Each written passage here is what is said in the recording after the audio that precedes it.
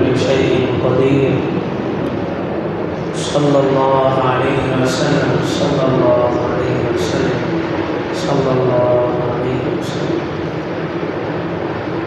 جزا الله عنا محمدا ما هو أهله جزا الله عنا محمدا ما هو أهله সকাল সন্ধ্যা এই তিন কুল বলে আর কি। তিন কুল মানে তিনটা কুল, সূরা ইখলাস, সূরা ফালাক, সূরা নাস। তিন কুল বলে, আবার কেউ কেউ চার কুলও বলে। চার কুল মানে কুল ইয়া আইয়ুহাল কাফিরুন সহ, ওটা সফরের অবস্থায় পড়া হয়। সকাল সন্ধ্যা তিনবার করে নিজেদেরও গা দম করবেন, বাচ্চাদের, ঘরের বাচ্চাদেরও গা দম করবেন। এখন মহিলাদের বিষয়গুলো অহরহ এই এক মাসের মধ্যে কয়েকটা রিপোর্ট আসছে এই এলাকা, যে হুজুর আমার বিবিকে অমুক মহিলা তাবিজ করছে, তাবিজ বান মারছে কয়েকটি বান। তো কেমনে বলছেন? যে কবিরাজের কাছে গেছি, কবিরাজ বলছে ঘরের অমুক জায়গায় তাবিজ আছে। তো ওই জায়গায় খনন করে, মাটি খনন করে দেখছে আসলে ওখানে কি আছে, তাবিজ। এগুলোর বাস্তবতা আছে, এগুলা কাল্পনিক কোনো গল্প না। ঘরের মহিলাই এক মহিলা আরেক মহিলার বিরুদ্ধে করছে এটা। আর শয়তান খুব সহজে নারীকে বশ করতে পারে।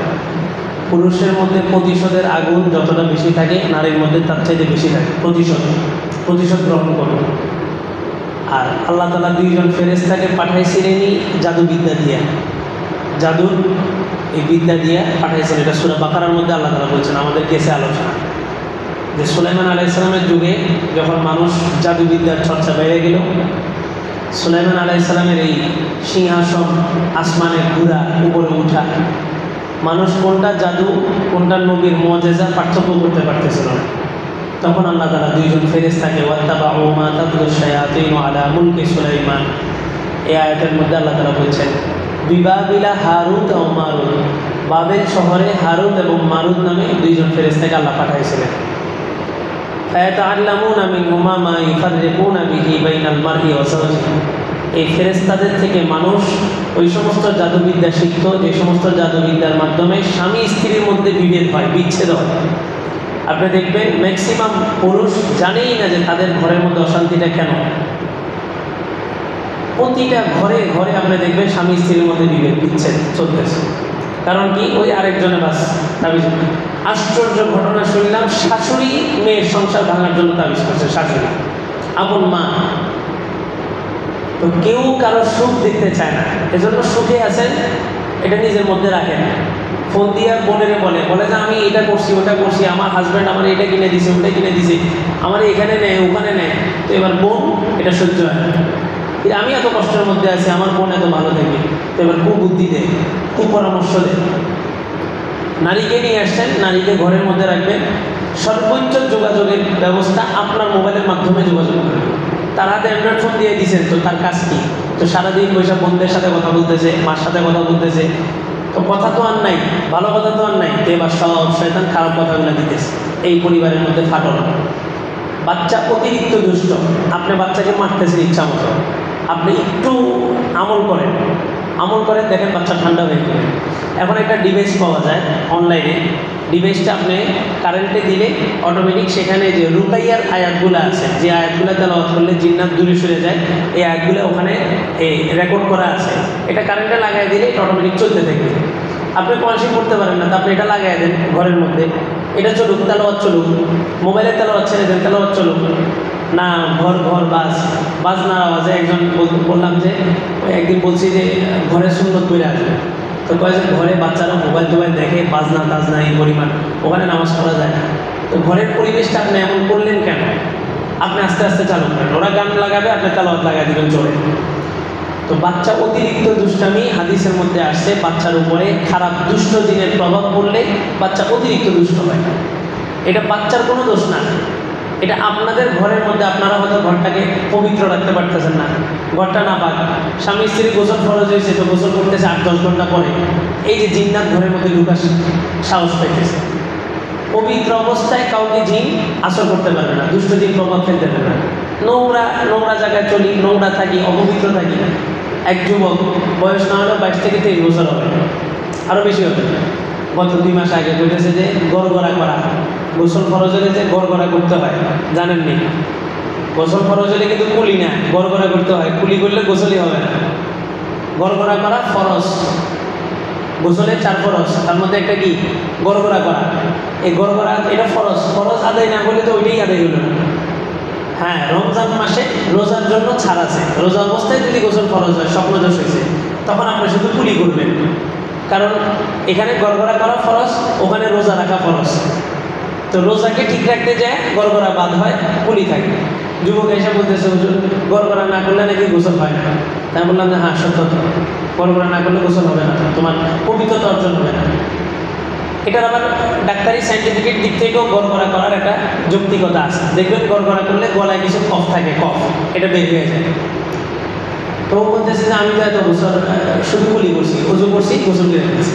তাই আমি বললাম যে এতদিন না যাই না করছো সেটা মাফ, না জানলে সেটা মাফ, কিন্তু এখন জানছো, এখন থেকে তুমি এই গড়গড়াটা করবা। আমরা জানিও না যে পবিত্রতা কিসের মাধ্যমে অর্জন হয়।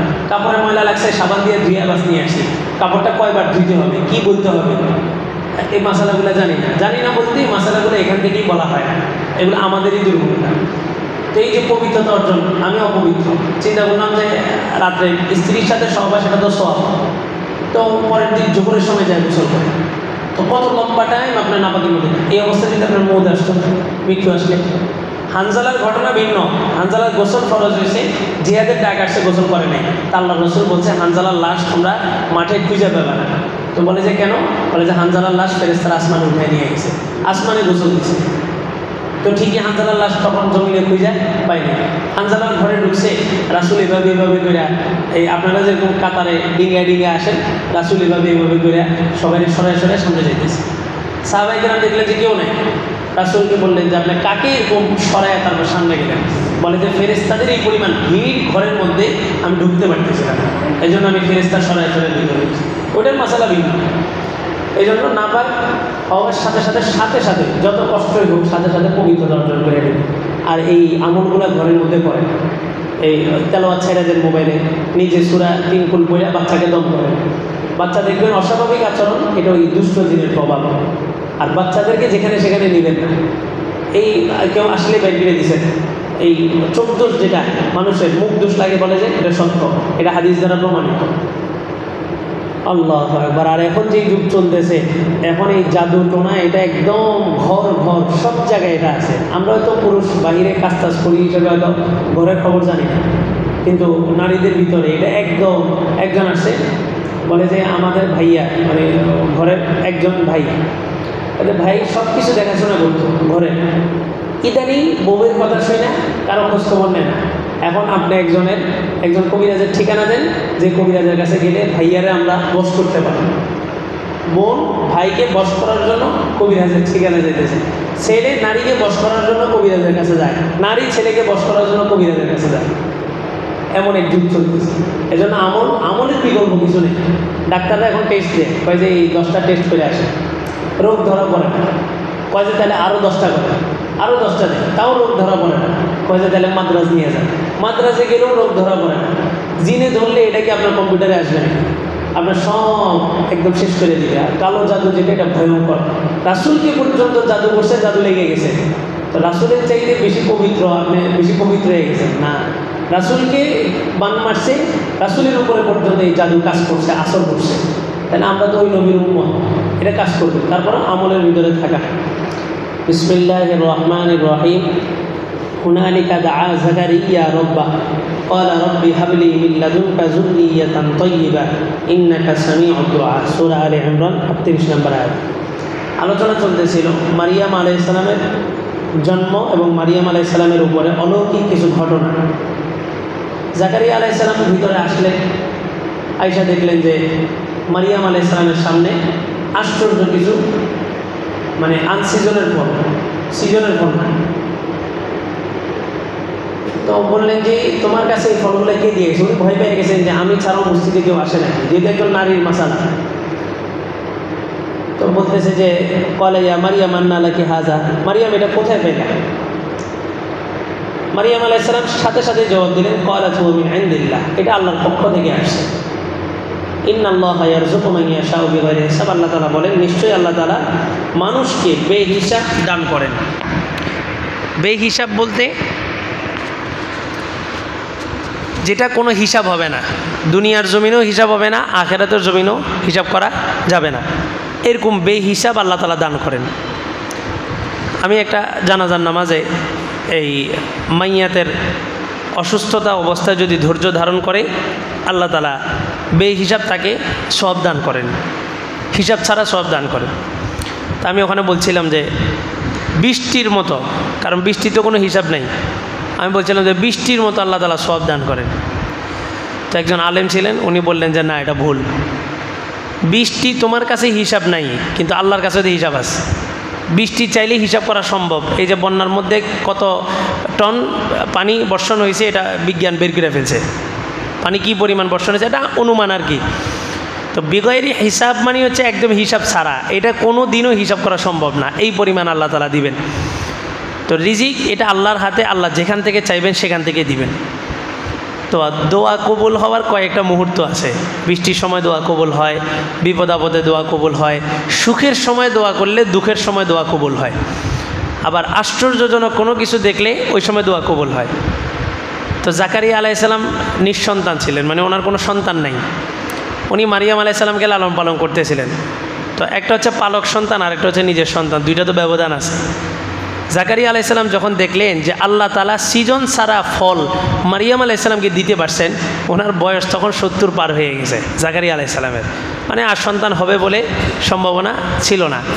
তো উনি দেখলেন যে আল্লাহ তাআলা সিজন ছাড়া ফল মারিয়াম আলাইহিস সালামকে দিতে পারছেন কোনো মাধ্যম ছাড়া। উনি সাথে সাথে হুনালিকা দাআ জাকারিয়া রব্বা, জাকারিয়া আলাইহিস সালাম ওইখানেই তৎক্ষণাৎ ওই সময় তার রবকে ডাকলেন। ডেকে কি বললেন? রব্বি হাবিলি মিন লাদুনকা যুররিয়াতান তাইয়্যিবা, আল্লাহ আপনার পক্ষ থেকে আমাকে একটা সন্তান দান করেন, পবিত্র সন্তান দান করেন। কারণ আপনি আনসিজনে ফল দিতে পারছেন, সিজন নাই এমন একটা ফল আপনি কোনো মাধ্যম ছাড়া আপনি মারিয়ামের কাছে যদি পৌঁছাইতে পারেন, তা আমার বয়স 70-80 কেন 100 পার হয়ে গেল, আপনি চাইলে আপনি সন্তান দিতে পারেন, যেমন ইব্রাহিম আলাইহিস সালামকে আপনি দিয়েছেন। বললেন যে রব্বি হাবিলি মিন লাদুনকা যুররিয়াতান তাইয়্যিবা, হে আল্লাহ আমাকে আপনি একটা পবিত্র সন্তান দান করেন, খালি সন্তান না, পবিত্র সন্তান। ইন্নাকা সামিউদ দুআ, আল্লাহ কেউ কথা না শুনুক, কেউ দোয়া না শুনুক, আপনি তো দোয়া শুনেন। দোয়া মুমিনের দোয়া অবশ্যই কবুল, আল্লাহ তাআলা ভালো মনে করলে তৎক্ষণাৎ দুনিয়াতে দিবেন, আর না হয় এটা আখেরাতে জমা রাখবেন। তা আল্লাহ তাআলা জাকারিয়া আলাইহিস সালাম দোয়া করছে, আল্লাহ তাআলা হুবাহু ওই দোয়াটা কোরআন শরীফে কেন উঠাইলেন? আল্লাহ তো এখানে বলতেই পারতেন যে জাকারিয়া আলাইহিস সালাম সন্তানের জন্য দোয়া চাইছে, শেষ, এতটুকু বললেই হইতো না। আল্লাহ তাআলা এই দোয়াটা এখানে উঠে কিয়ামত পর্যন্ত উম্মতে মুহাম্মাদিকে শিক্ষা দিয়েছেন, সন্তান না হইলে বাবার দরবারে যেও না, সন্তান না হইলে ওই ডাক্তারের কাছে যে অন্য মানুষের ভ্রূণ, অন্য মানুষের বীর্য তোমার ভ্রূণের মধ্যে তুমি প্রবেশ করাও না। এটা চলতেছে এখন, মাদ্রাসায় চিকিৎসা বেরোচ্ছে। আপনার সন্তান হইতেছে না, তো আপনার জরায়ুর মধ্যে অন্য পুরুষের বীর্য দিয়ে হইলেও তারা আপনার সন্তান আনবে। যেমন গরুর বীজ, এক গরুর বীজ আরেক গরুতে দিতেছে না, ব্রাহ্মা তৈরি, এরকম মানুষকে পর্যন্ত পশুত্বের মধ্যে নিয়ে আসতেছে। তো আল্লাহ তাআলা বলতেছেন এই দোয়াটা আমি এই জন্যই শিক্ষা দিছি যে তোমরা অনৈতিক কোনো কাজে, সন্তান হইতেছে না এই জন্য অনৈতিক কোনো কাজে জড়াইবা, কোনো মাজারে যাইবা, কোনো বাবার কাছে চাইবা, এটা করবা না। বরং এই দোয়া, যেই দোয়ার মাধ্যমে জাকারিয়াকে আমি সন্তান দিছি, ওই দোয়া তুমিও করো, আমি তোমাকেও সন্তান দান করব। তবে তোমার সন্তান পাইতে হইলে ওই জাকারিয়া আলাইহিস সালামের মতো কী লাগবে? ঈমান লাগবে, বিশ্বাস লাগবে। জাকারিয়া আলাইহিস সালাম দোয়া করছেন, দোয়া কইরা এই মেহরাবের মধ্যে নামাজে দাঁড়ায় গেছেন। নামাজ আল্লাহ রসুলের আগেও ছিল। কালকে জুমায় বলছি, আর একজন কয় নামাজ কি রসুলের আগে আসিল নাকি, নামাজ ফরজ হওয়ার আগে নামাজ আসিল নাকি? আরে নামাজ ফরজ হওয়ার আগে নামাজ ছিল বলেই আল্লাহ তাআলা ডাইরেক্ট বলছে নামাজ ফরজ, নাহলে তো আল্লাহ শিক্ষা দিত নামাজ এটা বলে। নামাজ সব যুগেই ছিল। খাদিজা রাদিয়াল্লাহু তাআলা আনহা আল্লাহ রসুলের সাথে নামাজ পড়ছেন, এটা মুস্তাদরাকে হাকিমের মধ্যে আসছে হাদিস, নফল নামাজ পড়ছেন। তো তখন তো নামাজই ফরজ হয় নাই, তারপরে উনি নামাজ পড়ছেন। আর আমরা যারা ফতুয়া দিতেছি খাদিজা নামাজ পড়ে নাই, রোজা রাখে নাই, আমাদের এরকম বহু রিপোর্ট আছে যে নামাজ ফরজ হওয়ার পরে ফরজ নামাজও পড়ি নেই, মাহফিল করার পরে এশারেরও খবর নাই, ফজরেরও খবর নাই। তো জাকারিয়া আলাইহিস সালাম এই দোয়াটা করার পর উনি মেহরাবের ভিতরে নামাজে দাঁড়াইছেন। তো নবীর দোয়া কবুল। ফানাদাতুল মালাইকাতু ওয়া হুয়া কাইমুন ইউসাল্লি ফিল মিহরাব আন্নাল্লাহা ইউবাশশিরুকা বিয়াহইয়া মুসাদ্দিকাম বিকালিমাতিন মিনাল্লাহ ওয়া সাইয়্যিদাও ওয়া হাসুরাও ওয়া নাবিয়্যাম মিনাস সালিহিন। নামাজে দাঁড়াইছে, তো নামাজটা তো শেষ হওয়া দরকার। নামাজ চলা অবস্থায় ফানাদাতুল মালাইকা, একজন ফেরেশতা এসে ডাক দিল, চিৎকার দিল। এমত অবস্থায় ওয়াহুয়া কাইমুন ইউসাল্লি ফিল মিহরাব, এমন অবস্থায় যে জাকারিয়া আলাইহিস সালাম মেহরাবের ভিতরে নামাজ পড়তেছেন। মেহরাব মানে, মেহরাবের একটা অর্থ, আমি এখন যেখানে বসা আছি এটাকেও মেহরাব বলে, যুদ্ধাস্ত্র রাখার জায়গা। আরেকটা হচ্ছে প্রাইভেট রুম। মেহরাব মানে প্রাইভেট, নিজস্ব একটা ব্যক্তিগত পার্সোনাল একটা রুম। ফেরেশতা আইসা নামাজের ভিতরে ডাক দিয়ে দিছে, কারণ খুশির সংবাদ, সুসংবাদ দিবে, তো অপেক্ষা করতে পারতেছে না যে নামাজ শেষ হোক। আমরাও এরকম হয় না, সুসংবাদ একটা পাইলে অপেক্ষা করতে পারি না, এটা 2-3 মাস আগে থেকে সবাই বলে দিই এটা হবে, এটা হবে, খুশির সংবাদে। তো জাকারিয়া আলাইহিস সালাম নামাজ পড়তেছে, এখনো নামাজ শেষ করে নাই। ফেরেশতা আইসা নামাজের মধ্যেই চিৎকার দিছে। কি বলছে? বলে যে আন্নাল্লাহ, নিশ্চয়ই আল্লাহ, ইউবাশশিরুকা, তোমাকে সুসংবাদ দিচ্ছেন, বিয়াহইয়া, ইয়াহিয়ার ব্যাপারে। ইয়াহিয়া মানে তোমার একটা সন্তান হবে, ওই সন্তানের নাম হবে ইয়াহিয়া। উনিও নবী ছিলেন। ইয়াহিয়া খুজিল কিতাবা বিকুয়া, কোরআন শরীফে সূরা তহার মারিয়ামের মধ্যে ঘটনা আসছে। ইয়াহিয়া আলাইহিস সালাম, তোমার একটা সন্তান হবে, তার নাম হবে ইয়াহিয়া, মুসাদ্দিকাম বিকালিমাতিল্লাহ, যে আল্লাহ তাআলার কালিমাগুলাকে সত্যায়ন করবে, অর্থাৎ সেও কি হবে? নবী হবে। ওয়াসাইয়িদান, এবং সে সর্দার হবে, নেতা হবে। ও হাসুরান, এবং সর্বদিক থেকে পুত পবিত্র হবে। ওয়ানাবিয়াম মিনাস সালিহিন, এবং নেককারদের মধ্য থেকে একজন গ্রহণযোগ্য নবী হবে। ইয়াহিয়া আলাইহিস সালাম একজন গ্রহণযোগ্য নবী ছিলেন। তো জাকারিয়া আলাইহিস সালাম নামাজের মধ্যেই চিৎকার দিয়া উঠলেন।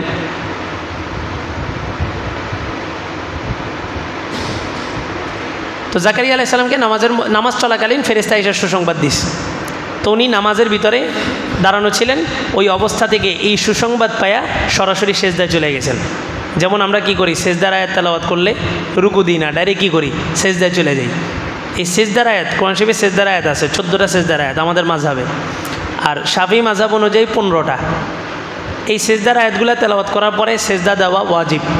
সবাই দ্রুত কি করে, সেজদায় চলে যায়, রমজান মাসে সেজদায় চলে যায়। কেন? এই সেজদার আয়াতগুলোর মধ্যে আয়াতের অর্থগুলো এমন যে তারা যখনই আল্লাহ তাআলার নাম শুনে, আল্লাহ তাআলার কথা শুনে, তখনই তারা মাথা নত করে ফেলে।